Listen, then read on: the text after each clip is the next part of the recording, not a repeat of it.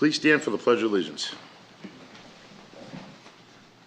I pledge allegiance to the flag of the United States of America and to the republic for which it stands, one nation, under God, indivisible, with liberty and justice for all. Laura, you want to cue up the announcements for us, please? Oh, yes, just a moment. Okay. Volunteers are needed on the following committees: Facebook Upkeep Committee, 200th Anniversary, Conservation Commission Associate Members, Cultural Council, Disabilities, Economic Development, Finance, Highway Building Committee, Historical Commission, Memorial Day Patriotic Observance, Memorial Field Trustees, North River Commission, and Zoning Board Alternate. Applications for appointment and info on the committee are available on the town website at www.hanson-ma.gov.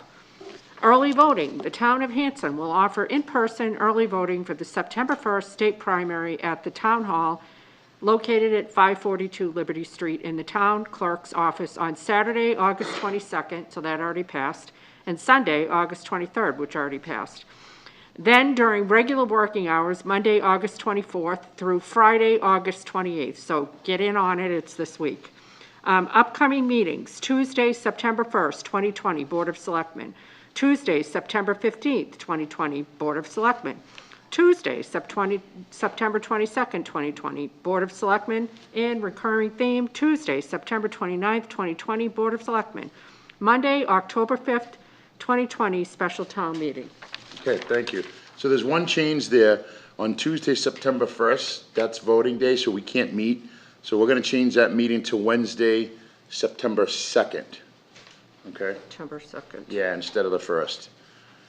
Beth made us aware that we can't meet on Election Day. Okay. And this meeting is being televised by Whitman Hanson Cable Access. So first, under new business, we have our accountant, Todd Hassett. He's on the phone to give us a quarterly update. Are you with us, Todd? Yes. Welcome. So John asked me to brief the board on how fiscal 20 ended, and you should have the traditional 4-page handout that I typically review with the board. I would just point out that we do have a few minor open items that we're chasing down, mostly relating to year-end, mostly to do with funds owed to the town from the Commonwealth of Massachusetts. So this isn't necessarily final, but it's awfully close. So just quickly, I know you have a full agenda tonight. The first page of the exhibit is a summary of the general fund results, budget to actual, and I'm pleased to report to the board that we had a favorable year financially. We had revenues in excess of budget, nearly 3% over budget, comparable to the year before, unusual amount of unused budgets, nearly on the expenditure side, nearly 1.1 million of unused budgets, and much of which relates to the fact that we were, somewhat closed down from mid-March through the back end of the year. Also, we had, as you know, an extremely mild winter and did not need to deal with a snow deficit as we typically do most years. So we had savings in the snow budget, which is unusual for us. All favorable. We did, work with the Finance Committee through mid-July just to true up some budgets and do some transfers. But most of our transfers were from existing other budget balances and not from the Finance Committee's reserve fund. So, again, an unusual year where we had $90,000 of unused reserve fund. This is not a typical year for Hanson. And sort of looking forward into fiscal 21, the picture, as you know, is a bit different. We've initially funded the original budget for the new year to include a $450,000 use of free cash to support the operations. Not something that we typically would do, but under the circumstances, we opted to do that at town meeting. The general fund, as I say, finished the year well. We purposely, deferred some capital items, as you'll recall, from the annual town meeting that we may ask the board to revisit in the fall. So we actually didn't use all of our free cash like very often we do. We saved some, given that we were uncertain about the state of our intergovernmental revenue from the Commonwealth and the state of some of our other local revenues. So, but all in all, for FY20, we had a good year, and ended up, not utilizing as much fund balance as we had planned to. So, moving on to the second page of your handout, the water fund also ended the year with a good flurry of revenue the last 6 weeks to push them beyond their budgeted revenue. When we reviewed the third quarter with the board, I expressed some concern that the revenue was lagging a bit, but they finished strong with both some permit revenue and good collections toward the end of into June. They only expended about 94% of their overall budget, and ended the year with a positive $40,000 sort of net improvement, despite the fact that they budgeted to use $120,000 of their surplus to fund a couple of capital items. Again, going forward, as you recall, the FY21 water budget is up about 16% as compared to this year's budget. It's nearly a $2 million budget as compared to 1.8 for the fiscal 20. The Water Board Commission last week, as you may know, voted a rate increase for this year of 20%, and they're anticipating large further rate increases for FY22 and FY23, which I assume relate to their interest in improving the infrastructure and adding a well site in the near future. I'm also pleased to report to the board that they have agreed to move to quarterly billing, which will begin in January. So that should help the town's overall cash flow as compared to the previous practice of bills going out in November and April or May. We'll have a little more front-loaded cash flow to help offset their operation going forward. The third page in your handout relates to the recreation enterprise, and as you know, we had from mid-March on, we had a number of cancellations of events. So you'll notice their revenue for the lodge is off by about $20,000 compared to budget, and we had put together a fairly, what we thought, a conservative budget at the time a year ago. The only other thing I'll point out to you with respect to their revenue is under other revenue. I'll remind you we had one-time $26,000 payment from Netflix for the movie that was recently released. And so that's not revenue that will be recurring in the future.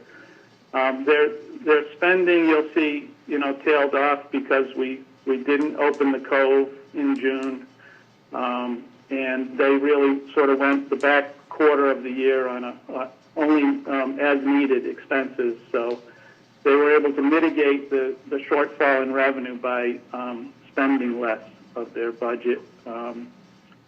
And, you know, the net result was a bit more favorable than budgeted. So they're going to end the year with about just under $40,000 in their retained earnings, which will be certified later this fall. But substantially less than what their retained earnings were a year or 2 years ago. As we look forward to FY21, as you know, we reduced the revenue estimates to about 142,000 as compared to the 218 you see that we had this past year. We continue to have cancellations for events and have had to issue some more refunds recently, although the sort of sign-ups for future events at the lodge seem to be rebounding. A lot of them are pushed into the next fiscal year. So we'll cautiously watch how this year progresses, and I think that 40,000 of unused retained earnings may be useful to hold on to as the year progresses. In the event we need to shore up the operation before the end of 21.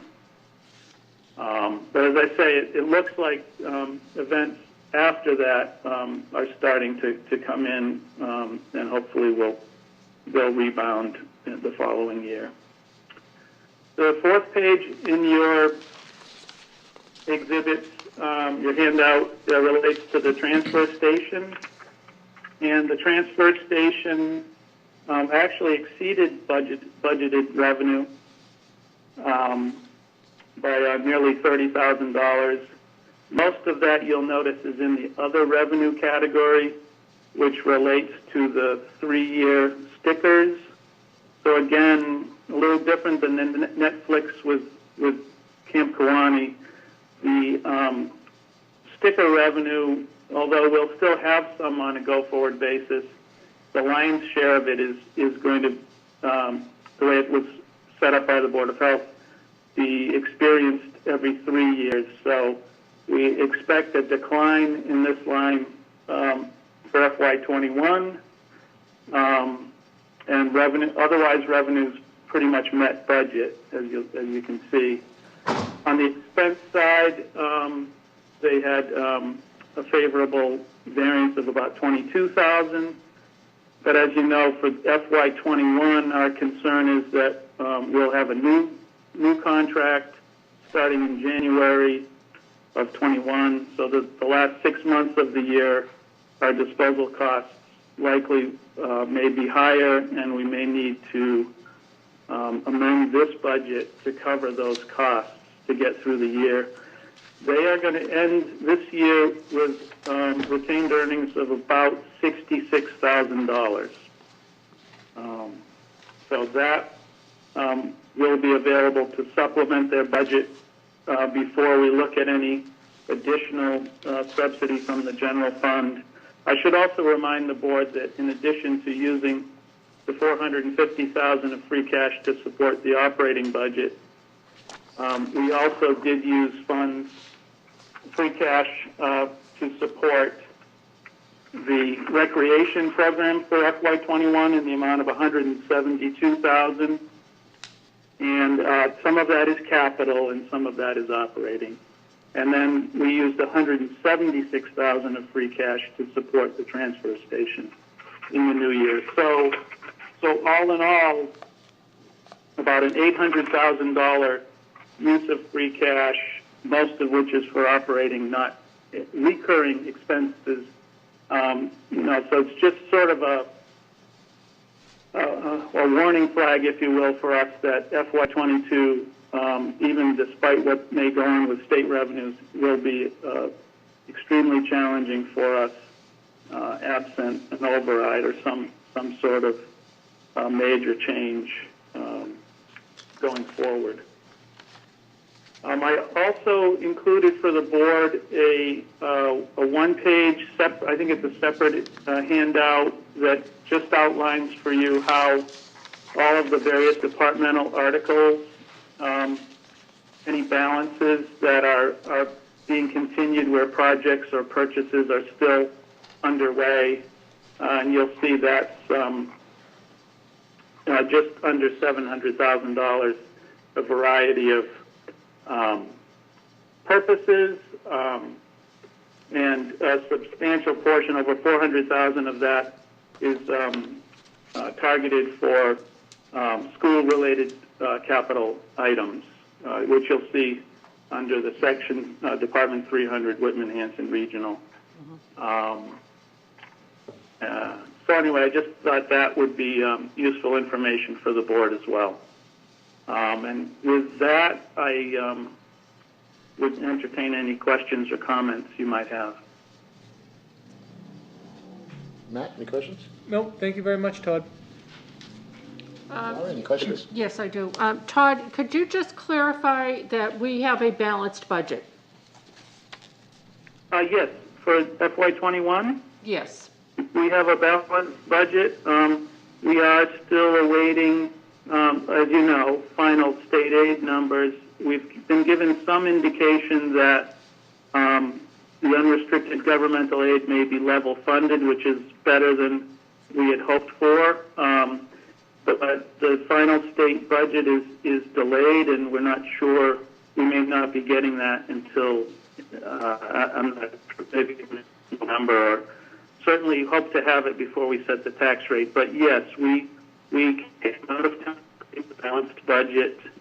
There are still, some moving pieces on the revenue side, and we will likely ask the board at the fall town meeting on the expense side to reconsider adding back or amending a few items, since things we know a little more now than we did a couple of months ago. But yes, we absolutely have a balanced budget for this year, and in preparing for the tax rate setting, we've got everything lined up to have a smooth approval from the Department of Revenue. All right, just to clarify, the actions we took at town meeting did not cause us to have a balance that was not budgeted, that was not, a budget that was not balanced, rather, right? Correct. The actions that town meeting approved, we came out of town meeting, and we do not have a shortfall. We have a balanced budget. All right, thank you, Todd. You're welcome. Jim, any questions? Wes? So I only have one question, Todd. Everybody else is all set. So it's looking like we're gonna probably need an override to fund the operating budget for fiscal '22. Is that correct? Yes, that's, I'm afraid so. Yeah. Right, okay. Yep. Yes. So I think it's important that we start, as I know I'm sure you, the board, would like to do as well. We need to start doing this early this fall, some preliminary planning, so at least we get the message out to the community, and we are all clear on. We may not have final budget numbers, but we can approximate what we'll need to maintain the current level of services. Right, To the okay. community going forward. So yeah, I think it's important to get out ahead of this early. Yes, no, I agree, and I think the board would agree. Good. Does anybody else have any Great. questions for Todd? All right, how about the final word, Todd? Okay.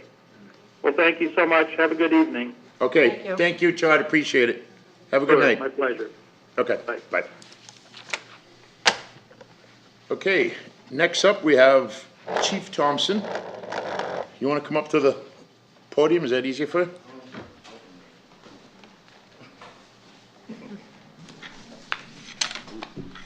Well, I'll start off by saying that I never thought I'd be standing up here with a mask on and 5 people in the room than the last time I was here, so things have definitely changed.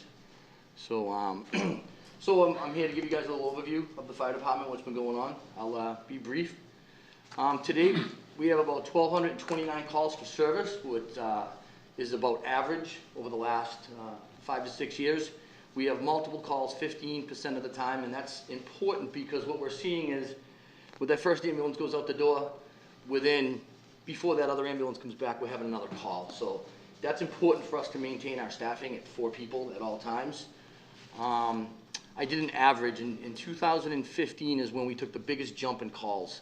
and we went from roughly 15 or 1,600 to about 2,000. So between 2015 and now, our average is right around 2,000, and we're right on track to continue with that.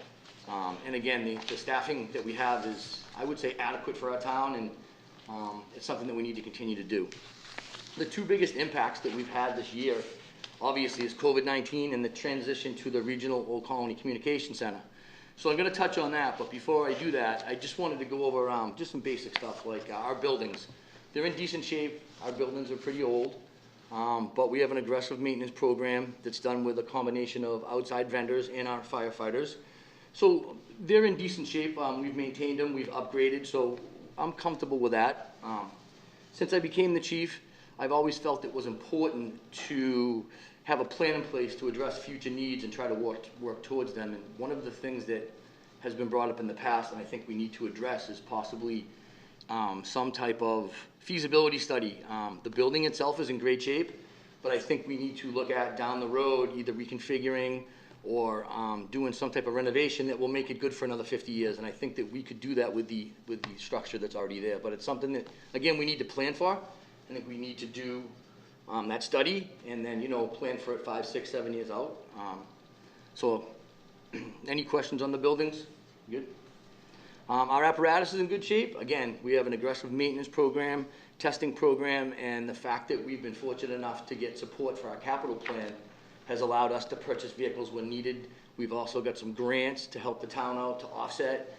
And it's just important that we follow those plans and continue to follow those plans, because once you fall behind, as you all know, a fire truck purchase or an ambulance purchase is a significant amount of money. So once you fall behind on that, it's kind of hard to catch up. And the important thing for us is to keep those vehicles in service, so we can keep utilizing them. Equipment-wise, we're in good shape. We have decent equipment that are on the vehicles and the stuff that we use. The only major concern I have is our breathing apparatus. It's 17 years old. We've applied for a federal grant 4 times. This is the 5th time. And that's the only thing that I'm really concerned about that needs to be replaced. We're awaiting notification from FEMA to see if we were successful this year. And we'll just have to wait and see what happens. But it is out of the NFPA requirements. So, I mean, it's okay for us to use, and we test it yearly, but all the requirements that have happened over the last 17 years makes it out of date. Jerry, if you don't get the FEMA funds, what are we looking at for dollar amount on replacing that if it's on our dime? Anywhere between $260,000 to $300,000. Okay. The current ones that we have that we want to replace that are 17 years old were originally got through the same grant. So any questions on equipment, apparatus, anything like that? No? Okay. So COVID-19, that's what pretty much everybody's been talking about, and it's definitely impacted us. But before I go on to that, I want to take the opportunity to recognize the members of my department, of our department, for a job well done during these unprecedented times.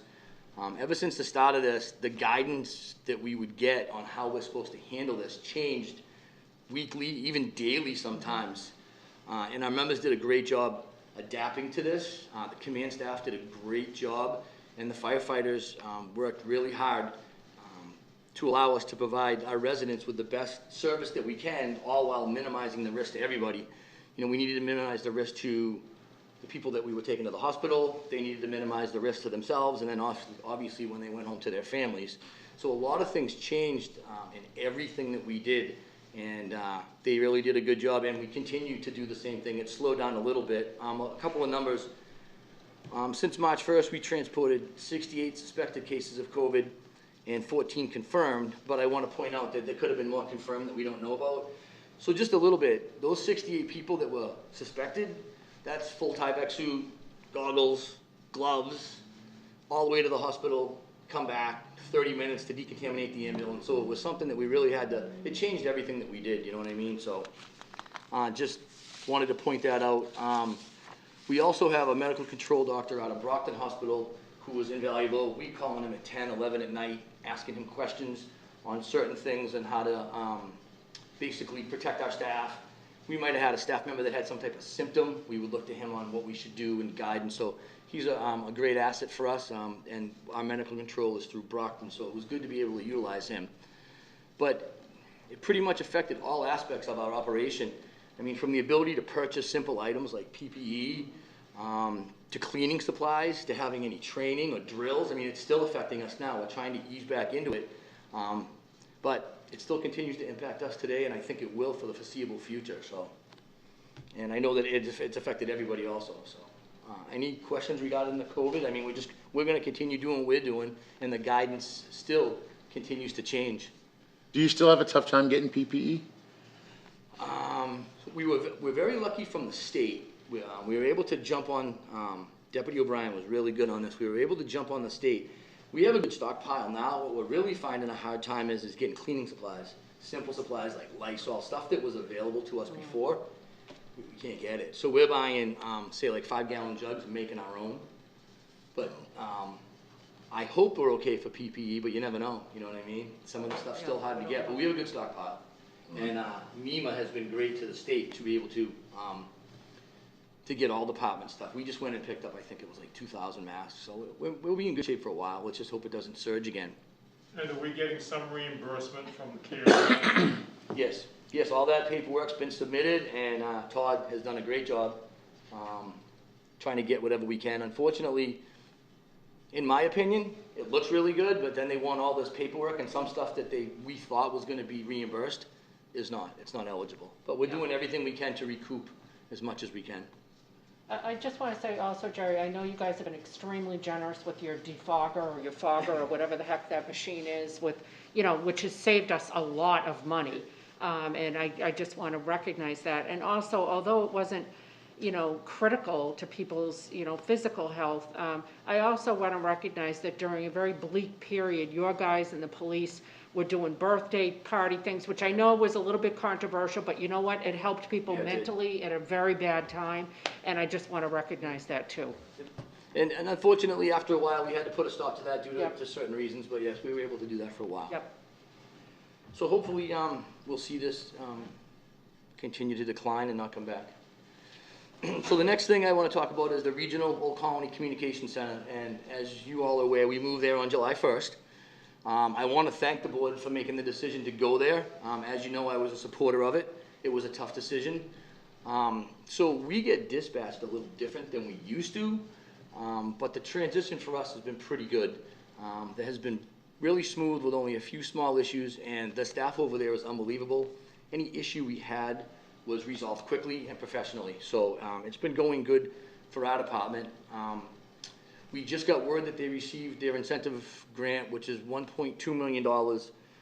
We're gonna receive over $900,000 in equipment and infrastructure upgrades for our town, radios, surveillance equipment, phone systems, and things like that. So that right there is huge for our town. We're also notified that they fully funded the assessment for the fiscal year 21. And what that means for us is our cost for dispatch this year is zero. Yeah. So we were supposed to pay half, so we're gonna pay zero, and there's a strong possibility of that continuing for the following 2 fiscal years with a gradual increase to 50% over the next 2. It's not guaranteed, but there's a strong possibility that could happen, and I think that the times that we face, that's gonna help us. I know when we all had the discussions, we decided, well, you decided that the decision shouldn't be made on saving money or cost savings. Right. And I agree that we went there to obtain a service that would serve the whole town better because of their staffing and their state-of-the-art technology. But I don't think we cannot appreciate the financial relief that we are getting because of going there. We're not going to turn the money away. I mean, we did it for other reasons, but we're not going to turn the money away. So any questions on that? Like I said, I mean, we know there's going to be some bumps in the road. It's working good for us, and I think it was a step in the right direction for us to go there. Have you guys had, I know some of the concerns that had been expressed by people in town were like, oh, well, if dispatch is picking up the call and they're from Duxbury, are they going to be able to guide the guys to like the right address? Are they going to understand? Like, have you had any issues like that? No, we haven't had any significant issues at the beginning. When one time there was a call in Halifax and it was on like Hudson Street, and we got the page for it. We didn't get sent there, but it was just so simple things like that, but nothing significant. And like I said, I believe that just because of their staffing and the technology that they have, it's just a lot quicker and better for our town. Great. So. And they have a brand new facility. Yeah, brand new. So, Deputy O'Brien applied for a grant from EOPS, and it was a COVID-related grant, and we applied for portable radios, and we were notified yesterday that we were successful in getting that, and I had just put an article in for portable radios at the town meeting, so I'll be able to. How much was that? $48,000. Nice, Nice. good job. Yeah, that's great. He got the call from Senator Brandy, and he was hoping it was for the air packs, but that's okay. Wow. So we'll remove that article for you, chief. I'm sure he will. So does anybody have any other questions about the department? Everything's going well, in these times that we're in, and I'd just like to thank you, your department, all your personnel for everything you guys have gone through. I know it's your job, but, in these times, it's a hell of a job, so please relay that message. thank you. They do a great job. The only other thing I want to say is, I wanted to say it anyways, but then, Todd gave his report, is I am concerned about the future of our finances, and I am very eager for all of us to start working together to come up with a plan so that the services that our residents enjoy now aren't affected. So I'm very eager and willing, and I think we all need to get on that and get going and start educating the public as early as we can, because I would not want to see our services, all of our services, affected. Agreed. Yep, I agree Yep. too. That's all I have. Good. Any Thank questions for the chief? Excellent. Thank you. We you. appreciate it. Okay, next up, we have the discussion on McQuon School. Property, Laura, you wanna Yeah. head that up? Thanks, thank you, Mr. Chairman. Yes, I had asked Deb Petty if she would join me. You guys have probably been thinking, what's going on with McQuon? Have they made any progress? We haven't heard anything lately. Maybe you haven't, but if you haven't, we're gonna tell you anyway. So what's going on with McQuon is, back in 2018, the housing guys had applied through community preservation to get a housing production plan. That plan had identified that we needed more senior housing. We just don't have enough for people that are aging in place here in Hanson. And it results in a lot of the folks that are saying that they can't afford to stay here when taxes increase, et cetera, et cetera. So we looked at the McQuon property and we said, wow, maybe we could reuse it.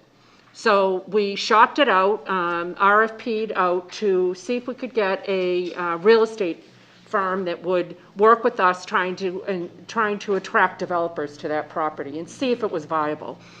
It has been death by 1,000 cuts, like COVID, a million different, the turnover of town administrator. We've had, one hurdle after another, but we're not giving up.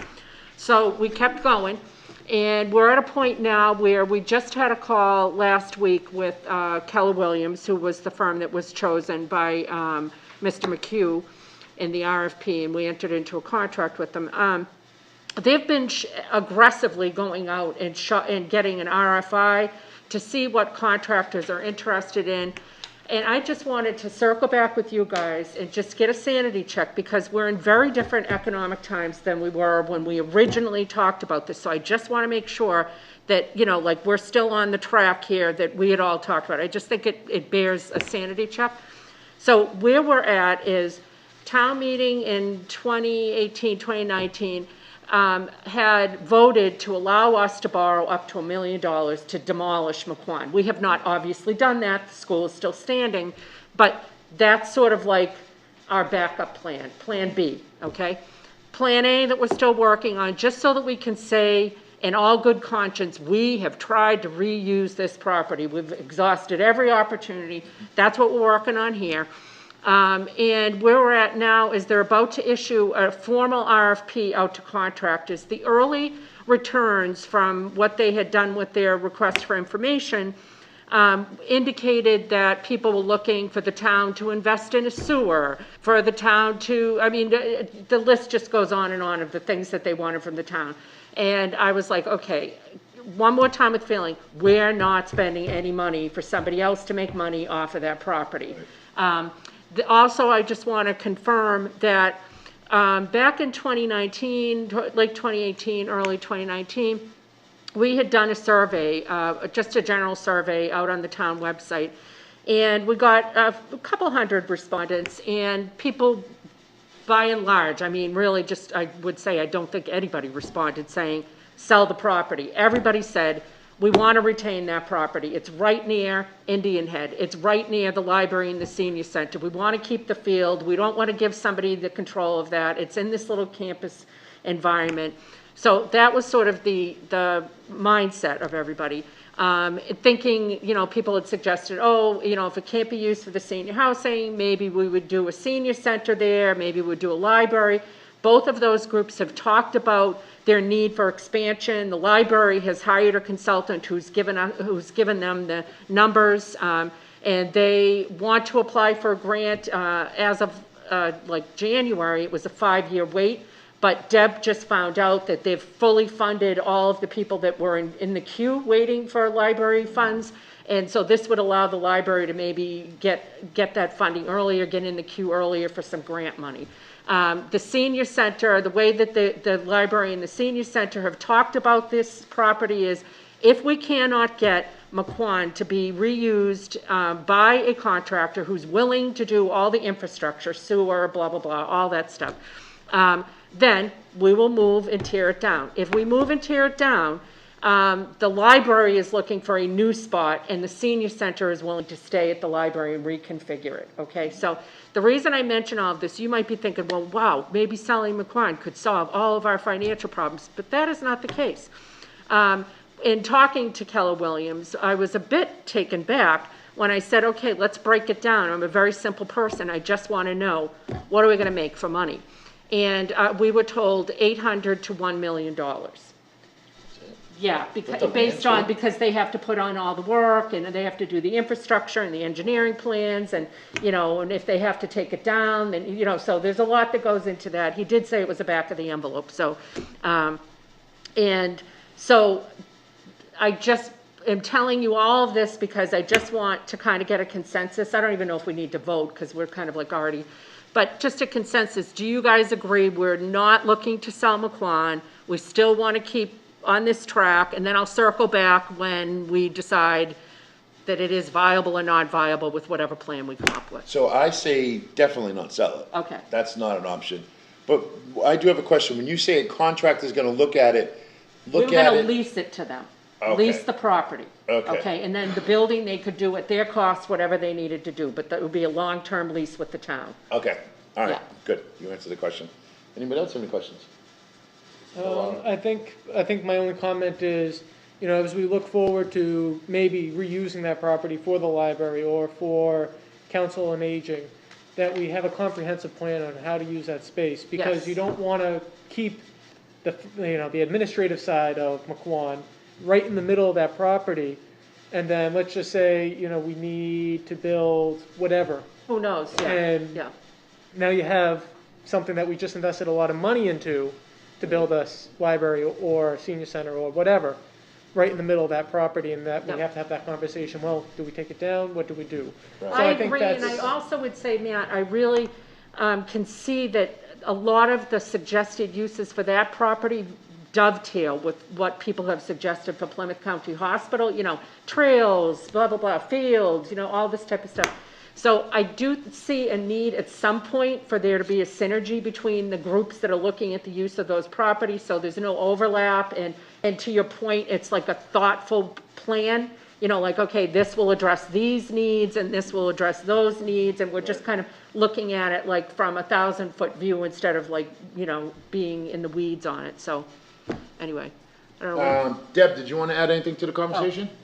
I mean, no, my opinion of that was that, again, we don't want to sell that property. I think that, yes, I know the town of Hanson financially are a little struggling, because of the school stuff. I think it would be short-sighted to sell that property to fund where we're at right now. I think you cannot ever get that piece of property back. The size of it and the location of it is really important to the town and will be a great asset to carry forward. So I just wanted to reiterate that I strongly would not recommend that we sell that. To your other point about planning, I am trying to get, I haven't decided whether to put the article back on, but trying to redo a master plan, a new master plan, because ours is from 2008. So that may address some of these planning issues in terms of, okay, where are we now, and where do we need to go forward, and, you know, somewhat lay out some of that stuff, so just FYI, that might be helpful for us to look at. Yeah, and just the reason that I'm bringing it to you guys now is they're about to issue the RFP. So if we were gonna put the genie back in the bottle and say, no, we don't wanna do the RFP, like now would be the time to, that's why I'm circling back at it. Plus, on the heels of town meeting, I know we're all, you know, racking our brains with how do we get some more money for this town? How do we mitigate some of this? And, you know, and in talking to Deb about it, she was like, she made a good point. A, they're not making any more land.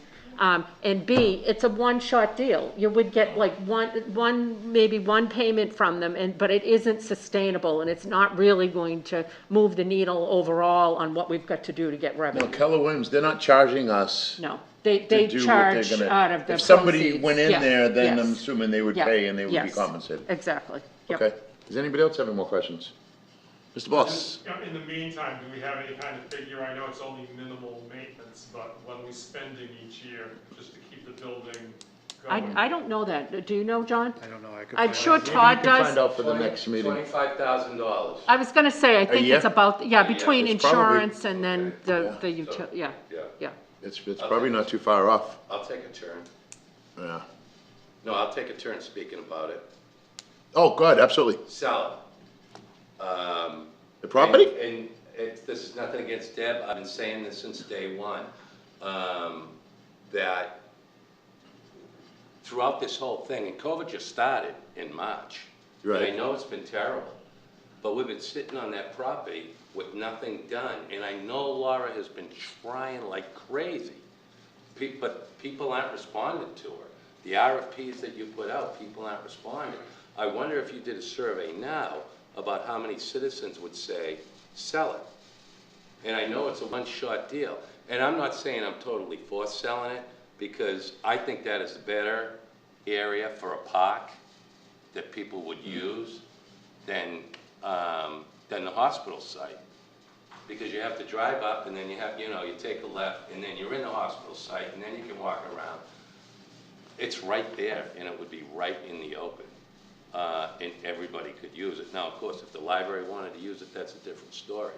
But we've been sitting on this for way too long with nothing getting done. So I think if they, you know, if they're unsuccessful in finding out something for a contract, I mean, where that property's positioned, I would absolutely keep it, you know, whether the library, that we don't know, the library's something, but just based on its location. I agree. Even if it's sat, Jim, once the school's torn down, it's not gonna cost us any money to sit, you know, and I would just hate to give control of that piece of property.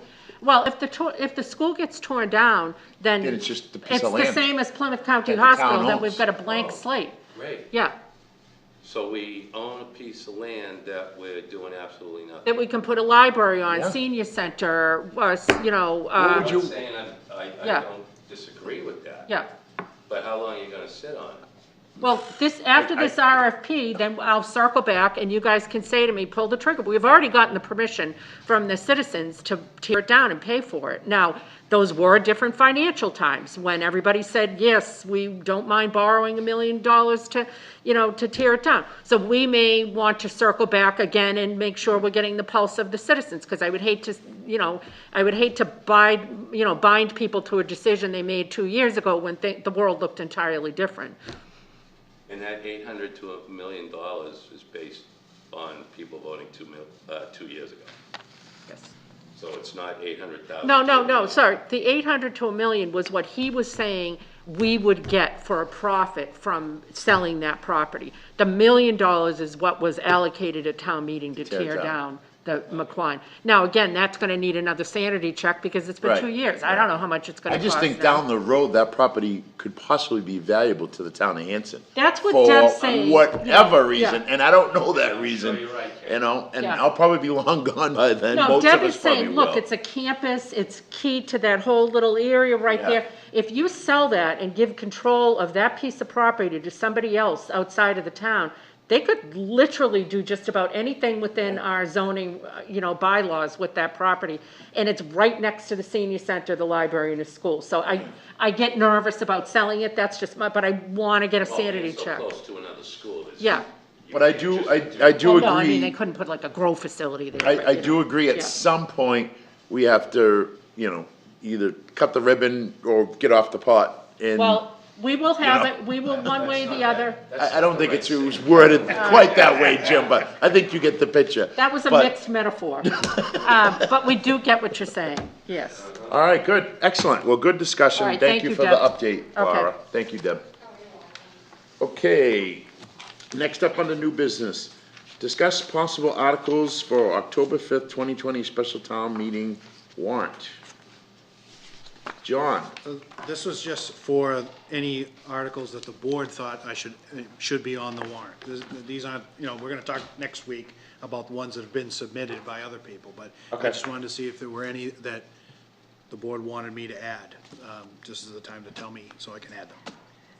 Pretty simple. should I add mine, the one I told you, or If you have one that you wanna add and talk about, then Yeah, so I'm willing to add. do you remember 3 years ago, we took the highway surveyor, which was an elected position, and we put it to town meeting and now made it a, appointed position.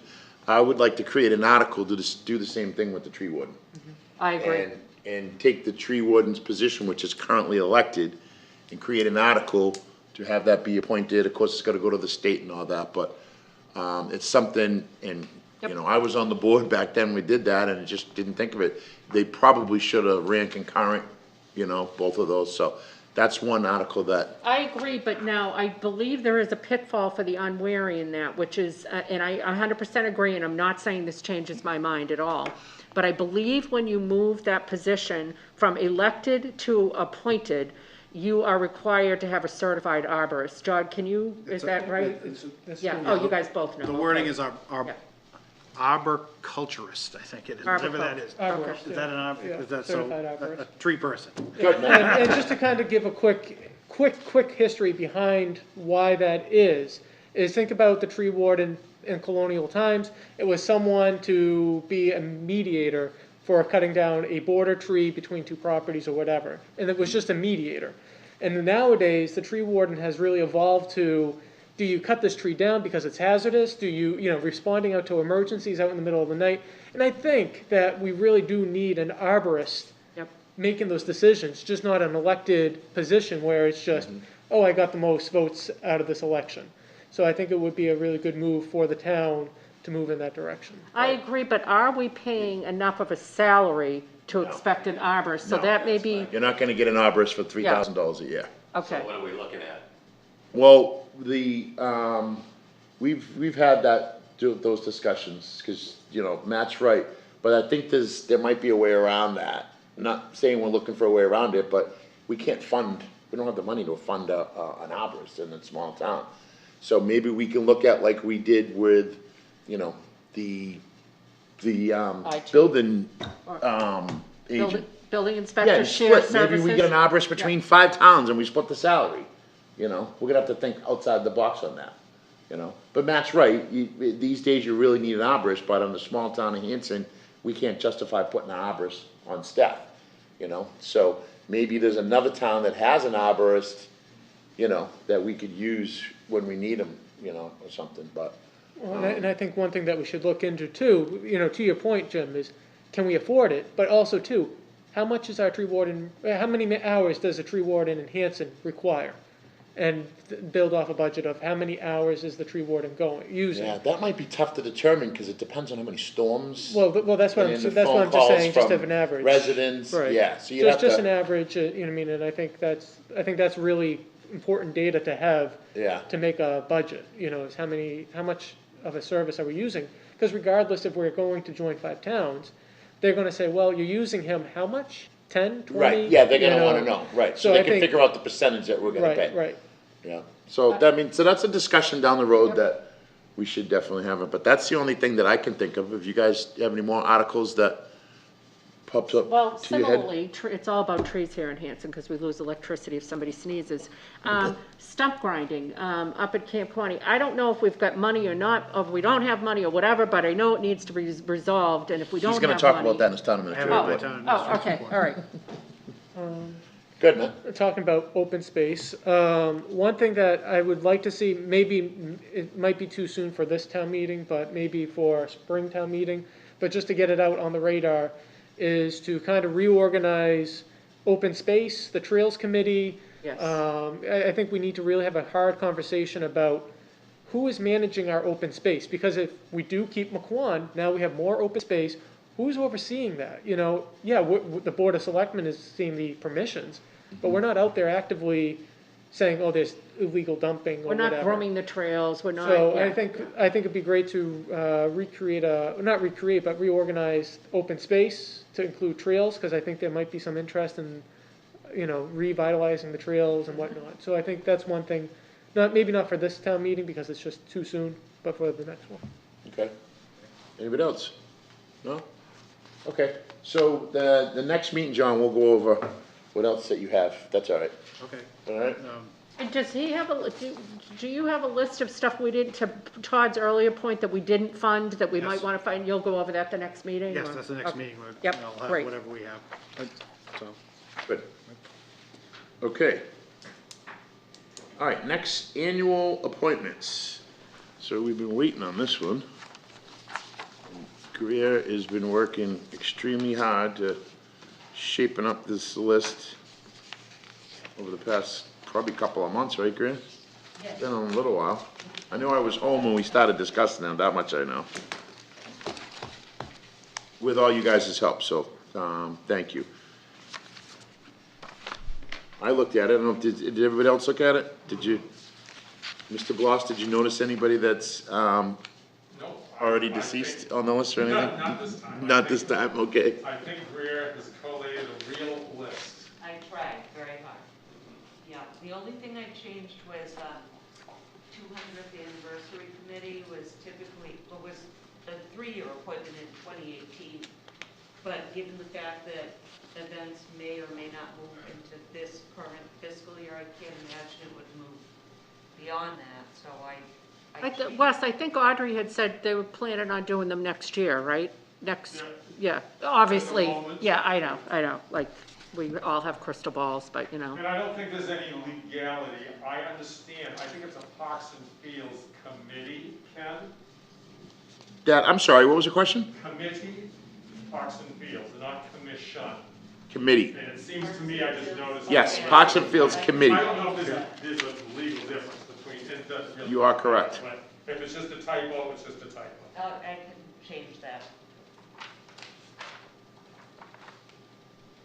But other than that, so, I did have just one little tweak, which it shouldn't really change one way or the other.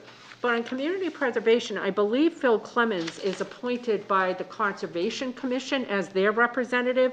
And I believe that Patty Norton is the other citizen at large. But you know, can you just validate that? It's not like a deal killer either way. I mean, I'd support either one of them being the citizen at large, but I just, for some reason, I think Phil is the conservation representative, which is required by the community preservation to have a conservation representative. Okay, I can look into that. any more questions? If not, I'm looking for a motion to extend all these appointments until their terms expire, because all the terms are all different. You get some So 3 moved. years, 1 year. Second. Any discussion? Seeing none, all those in favor? 5-0, Greer. Okay. Okay, execute the memorandum of understanding. Mr. Stanbrook. So the Administrative Professional Union signed a memorandum of understanding between the town and them for a 1-year contract extension. And it's with a 0% cost of living adjustment and a wage reopener if any other town bargaining unit receives a cost of living adjustment above 0, and they put it forward. So this is just a 1-year extension of the contract with the Hanson Administrative Professionals Union, Ask Me, Council 93, Local 1700, and they've signed it. So the second page is just where you'd sign it. And then the second one is, well, we can do that one, do you want to do this and then, I can do both, we can do both of them. The Yeah, so second one this- is the same, this is for Ask Me Council 93, Local 1700. Again, a one-year contract extension until June 30th, 2021, with a 0% increase under the same things, same provisions as I just said. Thank you. So, I just Go want ahead. to acknowledge that, we appreciate, given the dire financial circumstances that we're in, that these two groups are willing to step up and be good partners with us. I'd just like to acknowledge that. so I'm looking for a motion to accept the one-year agreement. We'll do them separately with the Administrative Professional So Union. moved. Second. Motion's made and seconded. Any discussion? All those in favor? 5-0. Okay, looking for a motion to accept the terms of the one-year contract with the Highway Department Union. So moved. Second. Motion's made and seconded. Any discussion? All those in favor? 5-0. Okay, thanks, John, for getting that done. Okay, next under new business, authorize me to sign the sleeper property closing documents. Excuse me, did you guys get a chance to look at that? We all know what the sleeper property Yeah. is, right, down to 14? So I'm looking for a motion to authorize the chairman So to moved. sign on behalf of the Second. board. Motion's made and seconded. All those in favor? And John, once Kenny signs that, what's our ETA? Because these guys have been extremely patient. Well, maybe, yeah, they have been patient. So when will we actually be able to pay them for the property? So the June 30th, I sent the contract back to the state. As soon as they countersign that they're willing to fund the 203,000 or so, Yep. something like that, or the 203,296, I think was the grant amount that we got from the land, local, I don't remember what land stands for, the land. It was the grant. land grant, LAND grant, yeah. Capital letters land. Yeah. So then, as soon as they say okay with that, then I think we'd be ready to go, Greer, because trying to think of, we have the 98,000 for the, that's already been appropriated at town meeting to go with that in order to purchase it. So, as soon as the state sends that back and then sends us the money, we'll have the money in hand to close on this And project. have we been keeping these folks up to date on where we're at in the process? Have we had any recent communications with them just to say, hang in there? I just received something from Mr. Sleeper, and I'll reply tomorrow. Okay, Let him know you all met and you've talked about it and where we're at and that we're getting close. great, thank you. Okay, next up, execute the contract extension with New Bedford Waste Services LLC. So if you guys remember, at the end of last year, we had to do a 6-month contract with the waste company, New Bedford Waste, because of the price increase. So what you have in front of you is a 6-month extension until December 31, 2020, at the same exact rate that we're currently in for the 6 months. So more than likely, the Board of Health is gonna have to make a change. This is just gonna allow them, it's gonna buy them some time This is the longest they could do it at this point? at that price. Okay, all right. Yeah, so the Board of Health is visiting and trying to see if they can get it cheaper. More than likely, they're not gonna get it cheaper. Yep, But, this company's been working with us after, considering everything that happened at the end of last year, so. so I move that we vote to direct Mr. Stanbrook to execute this on behalf of the Board of Selectmen. I have a quick comment, and last time it was that we had a breakdown in communication, was that ever resolved?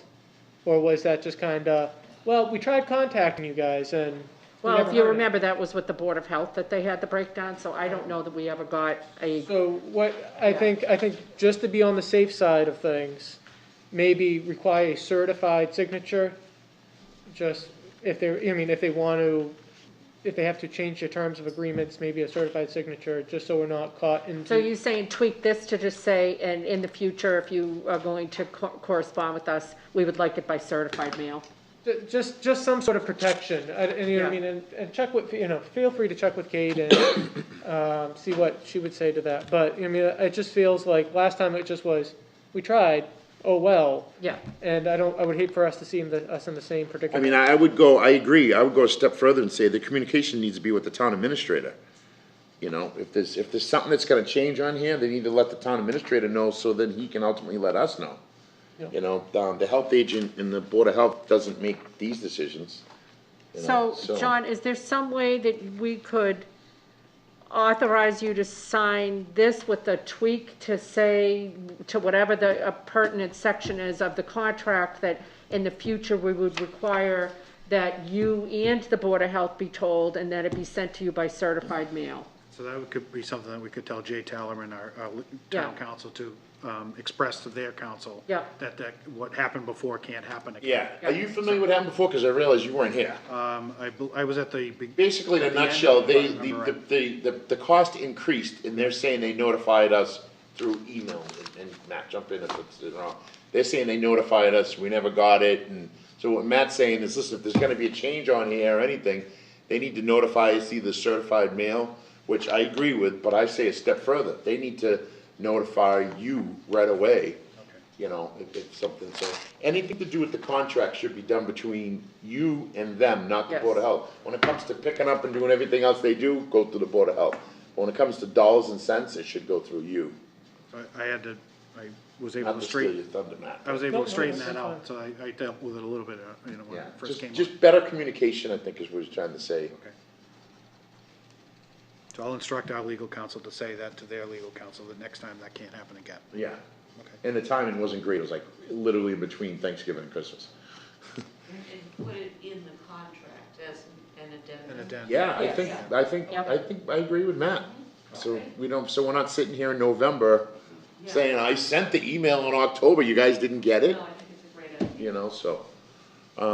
So you wanna just add to your motion, Provided that John amend to say that it's gonna be certified mail, and that you will be the point of contact for any negotiations on this contract. that makes you feel good. Does that sound good to you, Matt? Yep, Okay. second.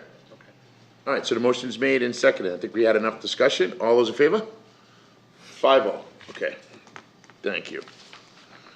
Okay, next up, conflict of interest disclosure. This is for Juvie. So, John, I read this, and, I mean, I don't think we need to vote on this. I think this needs to be, unless somebody told you differently, I think this needs to be filed at the clerk's office. I don't think this. I think she This just wanted us warrants- to be aware, so this is interesting, because I asked this when I first got elected. Mm-hmm. A lot of other towns discuss when people file these, just so that everybody on the Board of Selectmen is aware of any potential conflicts. Our town has never done that, okay? We've got stuff in Beth's office that none of us know about. And I'm not opining one way or the other how I feel about that, it's inconsequential, because it is what it is. I think Juvie just wanted to make sure we knew that, like, that she does volunteer for all these, but my thought process is, okay, you're on the recreation, if one of your organizations is gonna be there, you recuse yourself from the vote. Yeah. What else do we need to know? Right. Yeah, if the Rotary comes in and they're looking to get a free day at the camp, Yeah. you know. You don't vote on it. Right, she just goes. Yeah, and you don't rally the other members, you remain But neutral. do you and- guys think this warrants a vote? Like I said, I think it just needs to be, so now, I agree with her, now we know. Yeah. But I think it just needs to be filed in the clerk's office. Will you sign off on it as chair? It does require a signature. Yeah, one So sig- I've yeah. got that here for after the meeting. Yeah, Mr. Chair. Yes, I- go ahead, and Matt. I think what Laura just expressed, I think is spot on, in the sense that, when you talk to folks out on the streets, they go, oh, of course that happened, because so-and-so is a part of this, of course that happened, and what are you guys doing about this? And I cannot tell you how many times I have those conversations, and it's just, well, I didn't realize that, or, or we did know about that, well, why didn't you say something? And I think it might just be good just to err on the side of on the side of caution, and just say, all right, on this date, we expressed that at our selectmen's meeting, and maybe we should chat with Kate and just see what her recommendations is, because You mean going forward, how do we handle these Yeah, how do we things? yeah, exactly. Yeah. So I'm Are you fine saying with only that. conflicts of interest forms in general? I think so. Okay. I think that's, Yeah. I mean, one of Okay. my platforms when I ran for So, office John, was, would you talk to Kate and figure out, kind of piggyback what Laura said about what other towns are doing and what Matt's saying? Okay, yes. You know, so I guess what they're saying is if, you know, if we get 6 conflict of interest in there, maybe they should be coming through us.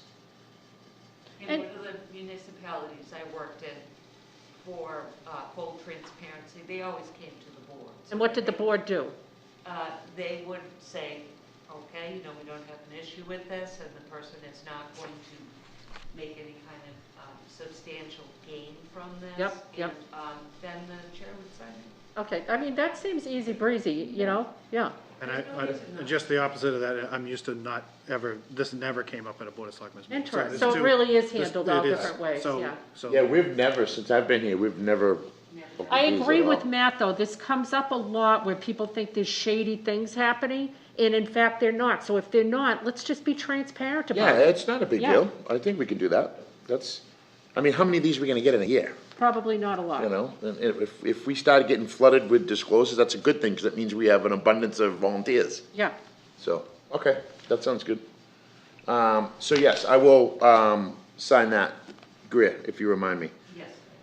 Okay, next up, we're gonna so looking for a motion to, deem a 2012 Ford Explorer surplus property from the police department. Mr. Chairman, it's 2, I'm sorry, I didn't see the second one because it was so tiny. oh, there's a 2012 and a 2015 one. Oh, there's 2 vehicles. Yep, so moved. I just Okay. realized that this evening. That's all right, Greer, we're gonna let you slide. So we have 2 vehicles we're gonna surplus, 2012 and a 2015. So moved. second. Motion's made and seconded. All those in favor? 5-0. Okay, next up, we have appointments. So it looks like we have a few. The first one is Daniel Bethalon, 299 South Street for the Economic Development Committee to expire on 6/30. Why don't I read them all and we'll do one vote for them all? Is that okay? To expire on 6/30/23. James Garantas, 971 Whitman Street, Economic Development Committee, to expire on 6/30/23. Ryan Morrison, 307 Woodbine Ave, Conservation Commission, Associate, expire 6/30/21. Alexander Stewart, 671 Liberty Street, Cultural Council, expiration 6/30/23. Carlos Caldas, 87 Waltham Street, Cable TV Committee, to expire 6/30/23. Well, can I just say this is wildly exciting to have all these people signing up for committees, and and then we got the 11 applications, and this is fantastic. We're getting more people that are engaged, they're stepping up. I think it's wonderful. You know what I think it is? Facebook. It could be Facebook, and you know what? I love it. Who cares? Now, Greer and John, have you guys had an opportunity to meet? I know, we're in a weird situation, but that was one of the requirements. We had, like, to talk or meet with these guys, or? I haven't had a chance to meet with them, no. Okay. I know that one, I believe, Mr. Dyer knows. I actually had the opportunity to meet Ryan. He is extremely passionate about conservation. We will be well served to have him. Yeah. Alex, I think we all know. We know Alex, know. and Mr. Garanitis actually applied for the, Deregionalization, thank you, feasibility. Mr. Bloss. So we did have an opportunity to meet him. Good. So I'm wondering on Mr. Bethalon and Mr. Caldas, do we want to revisit that requirement during COVID, or where are we at? Yeah, I think it's tough in light of everything going on, although we don't want to get away from it, but, I mean, when you come to town hall, you can't even get in the door. Yeah, I know. mean, I think it's just difficult, and, we don't want to shy any of these people away, so I'd say we take them, but, go ahead, Matt. Yeah, I was just gonna say, I personally think we should just kind of waive this altogether, just because, I think it was in good spirit, we started doing this just to make sure that we knew the people that were gonna be on these committees. But every time we go to appoint someone, the question is raised. Did we, and everyone's busy, and I think it's not, I don't think it's quite fair to have John be the greeter to the town hall to say, oh, okay, great, well, thanks for coming in, you know? I'm totally fine, it was your idea, I was trying to support you, Right, because I know how right, important right. it is to you. So I think in all in good tension, it was set, but I think personally, I think we can forego it. I don't know if that would require a vote. So is it safe to say that the Board of Selectmen is no longer allowing, or is requiring, thank you, any volunteers from here on in to come in front of the board? Well, we may have occasion where we have to pick between a couple of people, you know, Well, I like, think- yeah. Yeah, I think that's different. I'm Yeah. talking for interviews to tell us, you know, what their blood I just pressure. think for the time being with COVID, Suspend this it. is the way to Yes, go. We're just suspending yes. it, Yeah, okay. I like that. and then future discussion. Temporarily suspending Yeah, the, okay, yeah. that's fair enough. For the next 40 years. All right, so moved. I move to appoint all of these for the term listed and to the commission and committees listed. Do I hear a second? Second. All those in favor? One abstention. Okay, so we got 401, Greer. Okay, good, excellent, thank you, guys. Old business, appoint Selectman James Hickey, Kevin Sullivan, and 3 members at large to the Deregionalization Feasibility Committee to term to expire at 6/30/21. So moved. So, Do I have a second, and then we can go to discussion? I was Yep. gonna say, first, well, well, we can appoint Jim and Kevin, but we haven't told you who the 3 members are yet. Right, so yeah, we're gonna talk about that Yeah. right now. Go ahead, Okay. Laura. Well, Wes and I had the pleasure, and I really do mean that, of meeting 10 of the 11 applicants. And to say that we were thrilled is putting it mildly, to think that we would have 11 people willing to put in the type of time to be on the Deregionalization Feasibility Committee. Each of the, it was a bit like Mrs. Doubtfire, like we were like interviewing all of these people like for the same And position. everybody was on time? Yeah, everybody was on time. They all came, you know, very prepared, and it was a very positive experience. And everybody was really into the mission. And it was quite a plethora of talents and abilities and perspectives, and it made it very interesting. That's awesome. When Wes and I were meeting, we actually were feeling very bad that we had 10 people who wanted to be engaged, and we only had 3 slots. So we kind of wanted to maybe post something. I'm looking over at you, Jim, because you're the one who's gonna, who's gonna be the ringmaster, so to speak. We were wondering if the board would contemplate not adding full members, but allowing 2 people to be either like associate or, alternates, or like just supportive, like, because. associate researchers, Yes. because of their research. So they wouldn't have a voting. They wouldn't have a vote, but they would very much be participating in, both of these people had expressed that they have professional background in researching and absolutely have no problem being a mule researching whatever we need them to research. So, How can you say no to that? Well, yeah, obviously, that would be great, but Yeah. I'm not sure if the committee that we're gonna form, Yeah. to see if it's actually feasible to deregionalize, would vote on anything. well, they're gonna vote on what to propose to us, right? Well, what the committee would bring is what we find, Yeah, and bring it to the board. right. Yeah, you might have a couple of votes. There might be stuff that comes up All that right. you guys would vote. But I think that what Laura just said, I mean, how can you tell I would somebody definitely- no? And you Okay. guys both. Oh, to honest, Because- we didn't even really barely have to discuss it. We were both like, this is amazing. These 5 people will Because be this great. committee's a little different. With the feasibility aspect, you need researchers, you need people Yeah. to go get information. Right. So with that said, we would like to have Gwendolyn Lynn and John Gillett, sorry, I knew I was gonna kill his name before I even said it, as the associate alternate, I don't know what you wanna call them. And then we would like to appoint Kim McCoy, Chris Ernest, and Catherine Coakley as the 3 members. And you guys will all remember Catherine Coakley. She's been very engaged early on. And the other 2 folks are not involved really in anything right now in town. And that was one of the other things that Wes and I really focused on when we were speaking to everybody. We were like, we're so excited that you're applying for this. But if you don't get this, would you be willing to apply for one of our many other openings that we have in committees? And a lot of them said yes. And actually, Mr. Garanitis had already applied to economic development. So anyway, those are the 3, Kim McCoy, Chris Ernest, and Catherine Coakley, in a variety of great backgrounds, and you guys all had their, all had their resumes. So, Mr. Ernest is an accountant, he's a CPA, has done a lot in education, so knows how to crunch those numbers. Kim is in the education field, but not for the Whitman-Hanson Regional District, works at Bridgewater, she's got that background.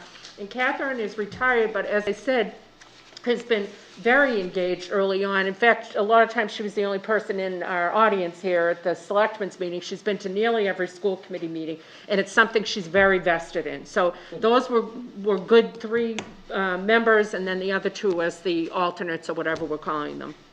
Can Yes. I add to that? Laura and I both, we asked the same questions, all 10 people, and I think we posited at the beginning of each, we want to know what your bent Yes.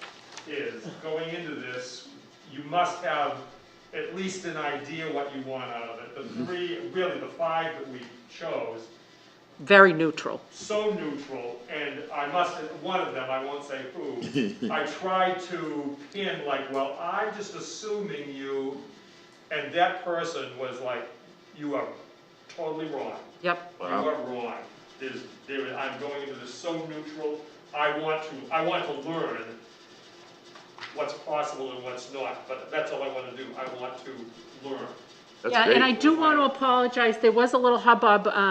As you guys know, at our last Selectmen's meeting, we had audio issues, major audio issues, and poor Carol was over there trying to make it all work. And we had intended to televise our interviews for those poor people at home who have nothing better to do. It would have been like watching paint dry, but we had intended to do it, but we couldn't do it because cable wasn't able to get the audio parts in place to televise on time. So it was public. Greer did take meeting minutes. We will disclose those to the public once Wes and I, once Greer gives them to us and we vote on them. So it was all very public, it was all, all above board, but just want to mention that there was a little hiccup with the cable piece. Excellent. It sounds good to me. I'm excited. So that's all I need is a motion, if you want to read those names that you just said again. So the motion would be to appoint Kim McCoy, Chris Ernest, Catherine Coakley as the at-large members to the Deregionalization Feasibility Committee with Gwendolyn Lynn and John Gillett as the research/alternate members to the committee. And then also Kevin Sullivan. And Kevin Sullivan and as the Finance Selectman James Committee Hickey. and James Hickey to represent the Board of Selectmen. I did think it was very formal, but I was just going along with it. Yeah. Because you're on a committee and it's kind of formal, so I just like James. Plus you're wearing a tie tonight. Yeah. The motion's made and seconded. Any more discussion? All those in favor? 5-0, okay. And again, I want to thank everybody who applied. Yeah, We're no, thrilled. that's awesome. And I want to thank you, and I want to thank Mr. Bloss for taking time and doing that. And I want to thank Greer, because Greer came up with that idea. Yep. So that's a win-win, teamwork, that's awesome. Yeah, I wish you would all. Just to add, we'll get together, after Labor Day. Okay. I'll talk to Kevin and then we'll see when we can meet, whether virtually or in this room. Or in there, okay. And that's kind of what we told people, Jim. They were like, oh, when will we be meeting? I'm like, we don't think you'll be meeting before Labor Day. And everybody had very flexible availability, so most of them said after 4 they could do it, some after 7, but they'll let you know. And then they said, well, what do you think this will all look like? And Wes and I were like, look, we're just kind of making this up as far as like timelines, but maybe you guys would be presenting something to us before the spring, town meeting, but you're gonna have to see how deep and how difficult it is, Right. And that's why, when we were talking about it earlier, I wanted to maybe, hold a spot for this October meeting, but we'll never be ready. But, Yeah. just for placement, but I think, obviously we'll be ready by spring. Yeah. And then, Selectman Dyer just brought to my attention, which he's right, is everybody has to be sworn in, so. Yes. Stop by and see the town clerk, before Labor Day if you can, and get sworn in, and We like did Laura mention said, that, thank you. that Greer, I assume you'll contact everybody that's been appointed and that you'll, let them know about the swearing in piece. And you'll be able to change and adjust once you guys meet, Oh, sure. where days would be better and times and stuff. Yeah. So, They were, actually, all 10 of them were a very flexible bunch, Yep. so. I don't That's think- encouraging, huh? I don't think there'll be Yeah. too much Wow. difficulty in scheduling. yeah, good. Excellent. Well, thank you, guys. Mr. Chair, one quick Yes, thing. go ahead. That comment came from John. Oh, okay. Not from me. All right, sorry. So, Greer, will you scratch that from Selectman Dyer, please, and add that under Mr. Stanbrook's comments? I will. Thank you. There's that teamwork again. Okay, so next we have the town administrator report. Mr. Stanbrook. Thank you, Mr. Chairman. Some of the old business that I was working on since the last meeting, one of the things that the board wanted me to do was to revisit the school operational and comparative audit. So I had bid it back in February or March, because I thought it would cost more than $50,000. So I did it in an invitation for bid process, or an IFB. We ended up getting only one bidder for $28,000. And that bid closed on Friday, March 12th, I think it was, and then COVID hit on the following Monday. So that's what, it's kind of been, kind of got dropped as COVID took over. I have contacted the only bidder. They said they were still interested and would keep that price. And that bidder is the Management Solution from Auburn, Mass. I contacted Mr. Lynham in Whitman, the town administrator, and he said that he sent over some comments that I think you all saw in the Dropbox, and I'll summarize them quickly here, that he thinks that the most prudent action would be to have a late October or early November start time for that audit. So, again, his comments were in your packet. And I'm going to be seeking, since it's $28,000 and they're willing to keep that price, I'll be seeking $14,000 for a town meeting article in October to fund our half of it. Whitman will pay the other half, and that's what I'm gonna be proposing. So that's what was going on with that. The next thing that the board asked me to look into from last time was to look into stump grinding at Camp Kawani. So right now, I've received one bid so far, and still seeking two more bids, because bids of $10,000 to $50,000 require 3 bids to be sought, not actually received, but they have to be sought. Right now, I need to locate the septic plans for the camp. I haven't done that yet. I'm trying to determine whether or not we can pull or grind the stumps. And the stumps will have to be marked somehow to be either ground or pulled based on their location. If the stumps are pulled, the stumps can be used by the Concom to assist in habitat reclamation projects at Smitty's Bog. So Selectman Dyer came up with that idea, and I ran with it.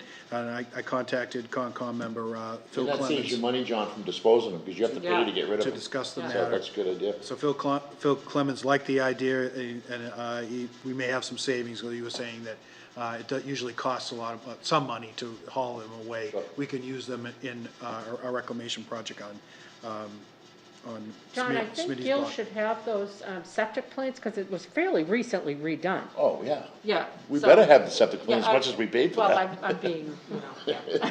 Yeah, you should be able to make a call and get those pretty easy, John. Yeah. Okay, so that's where we are with it anyway. Again, an article at special town meeting, I was gonna add an article at special town meeting to fund that work. I don't know how much it costs. For just planning purposes right now, I've got $49,000 in there. I'm not saying it's gonna cost that, Yeah. but that would be the max that it could be under the 10 to 50 range. I'm sure it isn't going to cost that, but I'm just putting that in there as a placeholder till I can get more information and more quotes. So the board also asked me to look into setting up the next meetings at the middle school. So date was already taken by the zoning board. That's why we're here right now. They've got a backlog of required public hearings that they're having over there. But the selectmen's meeting on 9/2, I think we're going to try to book it for Wednesday over there, or we'll take a look at I'm it? thinking we're still going to be here. We may be here again? Okay. Yes, because cable TV may not be able to tape over there. quite Okay. yet. We want to give them enough time to, so, yeah, we'll be here on the 7th. Okay, that's, so that was another thing that you asked, at the last meeting, you asked me to look into picking a company or companies to do the review on Impressed LLC's cannabis cultivation manufacturing license. So I have spoke with Deb Petty, who was just here earlier, the town planner, and she's going to be going with our environmental partners to do most of the review work. They have employees on hand to handle bylaw review, stormwater calculations, and a cursory mechanical compliance and site plan review. We're still waiting for a mechanical HVAC quote, which includes the odor control mitigation, and that's the important part of what they're doing there. We want to make sure that we haven't got that yet. So Deb is working on that with a hearing scheduled right now for September 22nd at 6 p.m. at the middle school for the cannabis cultivation ZPA hearing.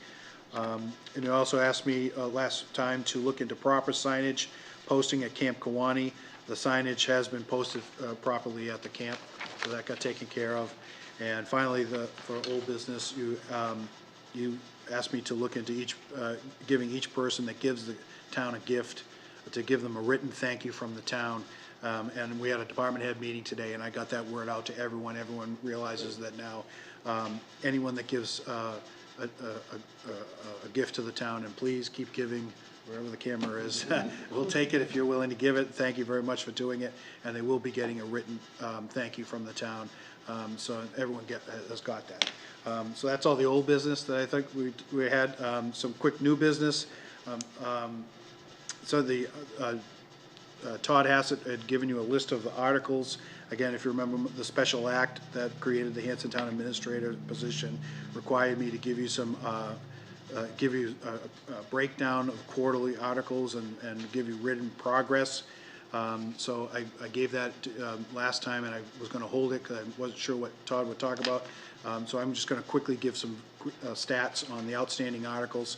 So there were 86 articles that were active in fiscal year 20. The total outstanding on the articles is 1.5 million. I'm going to round the numbers off. 31 of the 86 articles were completed. So 55 articles are being put into fiscal year 21, plus the ones that were just voted in July. The next meeting, the next time we go over this, I'll be adding those. Again, those are only articles that were funded by something other than debt. So it would be free cash, other things.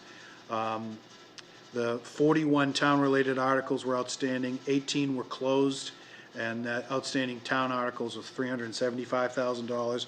24 school-related articles were outstanding, 9 were closed. At the end of the year, that's $448,000 left.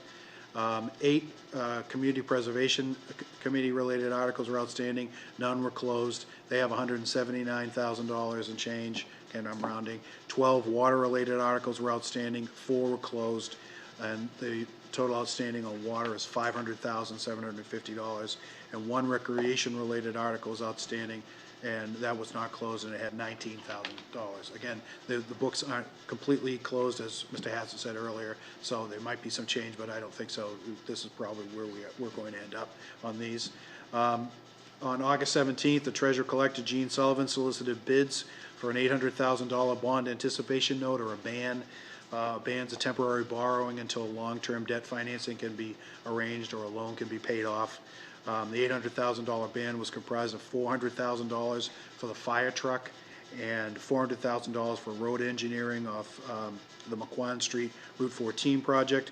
The ban's term was for 1 year. We received 4 bids. The winning bidder was for Century Bank with a net interest cost of 0.04%. So that's the borrowing there. September 14th, Liberty Street and County Road intersection construction is going to be, got postponed to that date due to a request from our contractor, but we will be rolling on September 14th.